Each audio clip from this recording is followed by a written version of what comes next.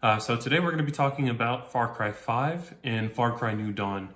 Now I left them out of my last video discussing the other Far Cry games because I think these ones fundamentally changed a lot of things in the game, just enough to where it could warrant something different because it doesn't flow like the other games do.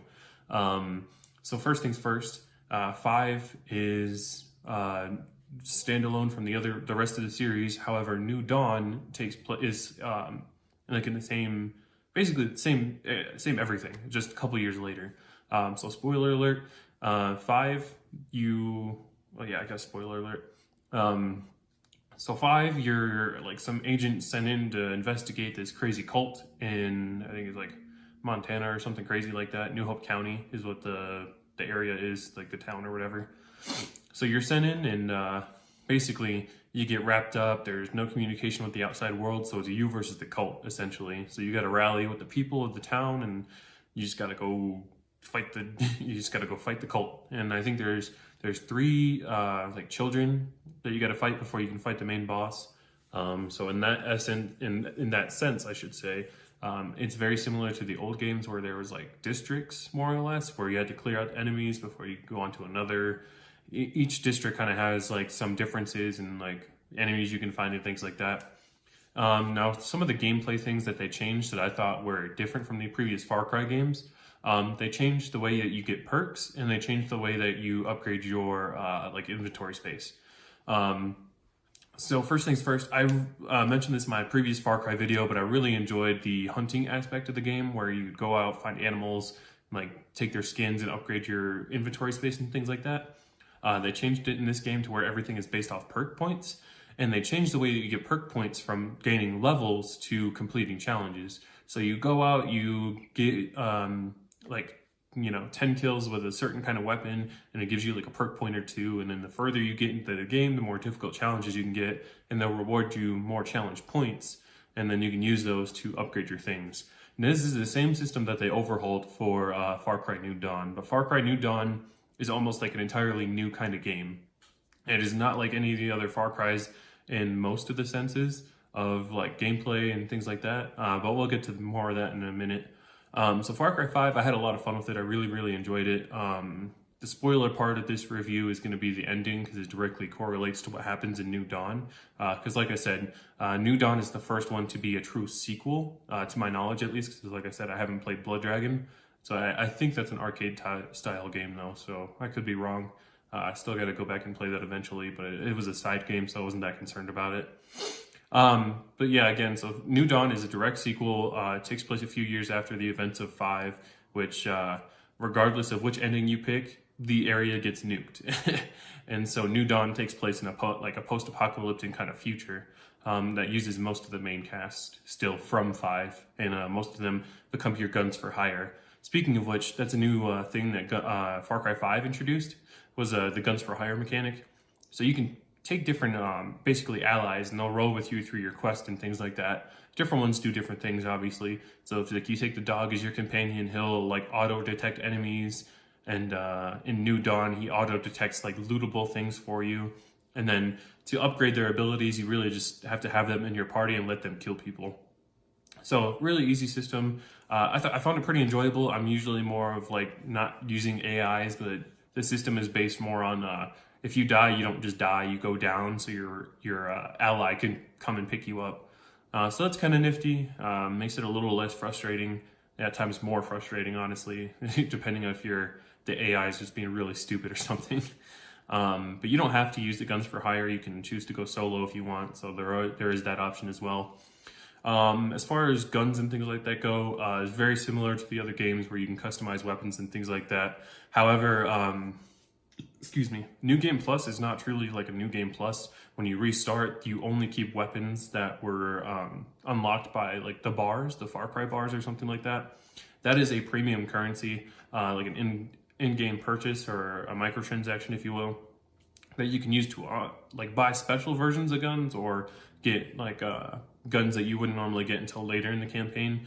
And then you keep those guns whenever you do a New Game Plus. So right off the bat, you can start off with those guns again. There is free-to-play ways to get those currencies. There's safe houses around, and this is another cool, fun thing about it is you'll interact with people in the world, and they'll tell you about like a secret hideout or a secret loot stash. And when you go there, you'll find the premium currency. You'll find, I think, 3 or 4 challenge points, pile of gold, or I mean, like money, you know, currency, and I think 1 or 2 other things. I think you find special weapons in a couple of them.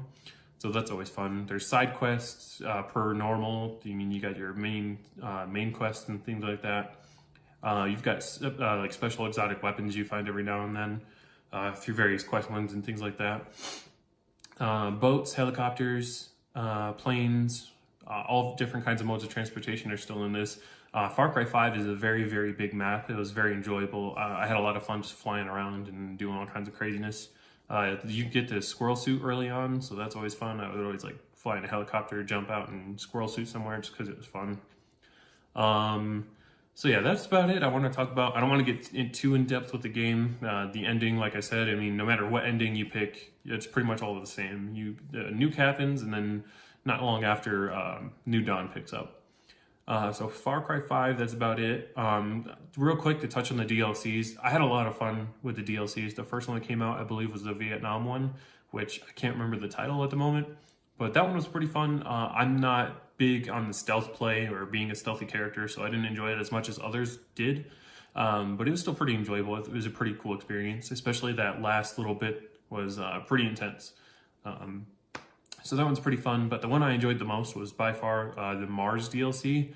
So fun. I went out of my way to completely find everything in the area and unlock all the guns and everything like that. It was pretty fun. I enjoyed it a lot. Pretty scary at times. Pretty scary at times. It's like a combination of the Tremors, like underground species, and the like giant spider things from Starship Troopers. It was very terrifying. Very fun though. And then the last one was the Zombies DLC. Now this one disappointed me because I didn't realize what kind of gameplay it was going to be. I thought it was just going to be an open world gameplay, just like the Mars and the Vietnam DLCs. But the Zombies one is more or less just a challenge mode, just to see how fast you can, or yeah, like how fast you can complete the levels, or how many kills you can get, or whatever. So I didn't really care for it. It was a pretty big disappointment for me because, like I said, I thought it would be like an open map kind of thing. I think the Mars DLC really set that up for me, and that's where I got the expectation from. If they marketed it as a challenge mode like it was, then I just missed it. So that's on me. But for just awareness, that's how it is. So yeah, that's it. Far Cry 5 was a really enjoyable experience, especially if you want to jump online and play co-op with another player. I played a couple times with my friend. Very, very smooth, and I think it's 1v, like one person progresses. So if you join someone's like new player game, it doesn't reset your progress, and it doesn't auto boost them to your progress in the story. So that's pretty interesting, and that's also a good way to cheese it if you wanted to. You can party up with another person who's not done any of the stashes. You can go through and get all of those extra perk points, and then you can hop into your game and get all those perk points for both of you, and it's a good, easy way to rack up a lot of perk points really fast. So yeah, Far Cry 5 was great. Graphically it was good, mechanically it was good, a lot of fun. So moving into New Dawn. New Dawn feels like a very, almost like unpolished or unfinished version of 5. Some of the gameplay mechanics, like the guns, like you can't exactly swap the guns like off a dead enemy the easiest.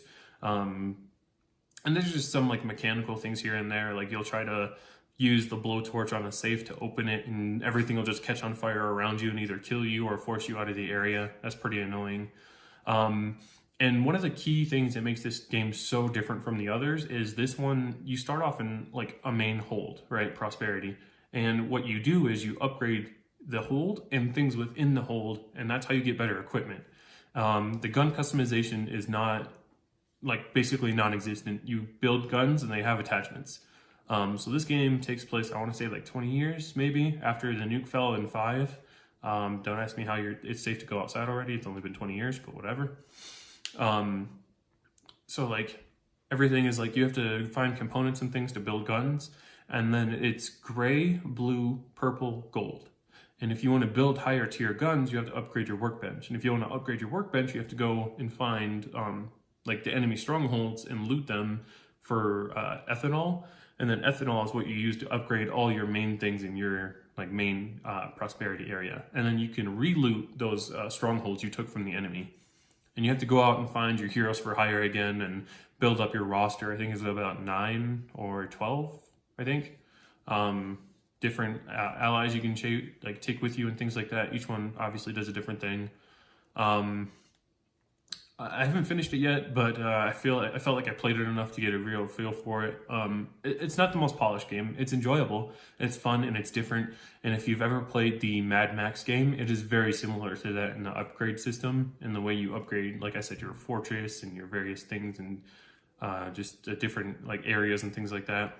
Very similar to Mad Max. If you haven't played that, the game's fantastic, by the way, especially if you can get it cheap. Very fun and enjoyable game experience. You can keep it busy for a couple days if you know that's what you just sit down and do. And even if not, I mean, that's a really fun game to just pick up and play. But back to New Dawn, like I said, they kept the same challenge system, and the map actually feels a lot smaller than Far Cry 5, even though it takes place in basically the exact same area. And it's very, I guess weird. It's just very weird. Like I said, the game doesn't feel as clean, but it's still an enjoyable experience. So if you can get it cheap, or if you can get the bundle for cheap, I would recommend it. The Far Cry series is fantastic. I know a lot of people didn't like New Dawn, apparently, at least from what I've seen on Reddit and things like that. But I think it's an enjoyable experience. I think people just didn't like it because of how far different it was from the rest of the Far Cry series. The story seems okay. I'm not really paying attention to it because honestly, it doesn't interest me that much. And the villains just seem kind of dumb. I don't care about the villains at all. It's just like playing Borderlands 3. I'm not really there for the story or the villains. I find the gameplay most interesting because it's so different.